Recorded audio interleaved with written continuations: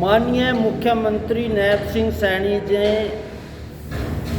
हरियाणा नशा मुक्त का अभियान चलाया हुआ था और हमने भी फल्गु विश्व प्रसिद्ध फल्गु तीर्थ पर भी नशे अभियान की शुरुआत की थी। शुरू में हमारे माननीय एसपी कैथल ने उसको गंभीरता से लिया और पुंडरीक एसएचओ ने भी पीसीआर लगा के फल्गु तीर्थ पे दौरे किए, जिससे जो नशे के सौदागर हैं वो एक तरह से बिल में बढ़ चुके थे।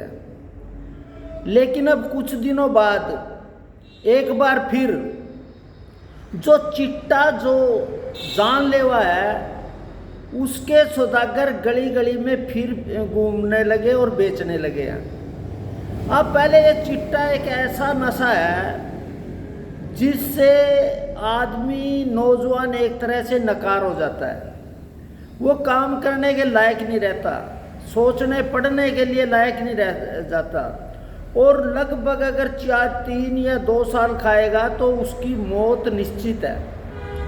इसको लेकर हमने अभियान चलाया भी नशा ये चिट्टा मुक्त नशा मुक्त फल्गु विश्व प्रसिद्ध फल्गु तीर्थ को किया जाए। लेकिन अब दोबारा से फिर ये जो नशे के सौभाग्य है उन्होंने कम से कम फल गांव में 700-800 नौजवान बच्चों को आदी बना दिया।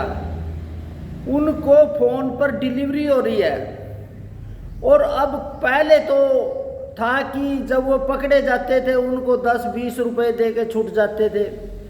अब माननीय एसपी साहब की सख्ताई से वो रास्ता रुक गया, लेकिन अब कुछ दिनों से एक बार फिर से फल्गु तीर्थ पर चिट्टा के सौदागरों ने अपनी एक बार शुरू कर दिया है। मेरा माननीय एसपी साहब से अनुरोध है कि आपने जैसे एसपी पुंडरी ने पीएसआर लाई थी उससे ये रास्ता फल्गु तीर्थ पे रुक गया था, गांव में भी परल गांव में भी रुक गया था। मेरा आपसे निवेदन है कि सारी लिस्ट आपके पास है, सारी जानकारी आपके पास है, कहाँ से नशा आ रहा है और कौन बेच रहा है।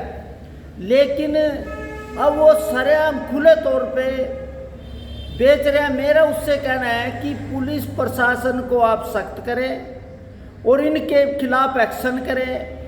हमारे लोगों में भी हमने जागृति लाई भी इसको रोकें। लेकिन जो ये नशे के सौदागर है ये अपनी तरफ से जिस तरह पहले ये फ्री दे के और फिर उसको आदी बना दिया जा रहा है, मेरा एसपी साहब से अनुरोध है कि आप इस पर कार्रवाई करें और ये सरेआम जो नशा कर रहे हैं उनके खिलाफ कार्रवाई करें। वो हम गांव में इकट्ठा करके हम भी आपसे भी मिलेंगे और एक हम पूरी तरह से अपील भी करेंगे। मेरा एक और अनुरोध है, आप या तो इसको बंद कर दें, नशे का कारोबार यहाँ फल गांव में फल्गु तीर्थ पे बंद कर दे, वरना इसके गंभीर परिणाम आपको भुगतना पड़ेगा। हम इसका मतलब हम चुप नहीं हुए हैं, इस अभियान को हम जारी रखेंगे। और अब तो सरेआम ये धमकियां दे रहे हैं कि जो कौन बोलेगा कौन करेगा।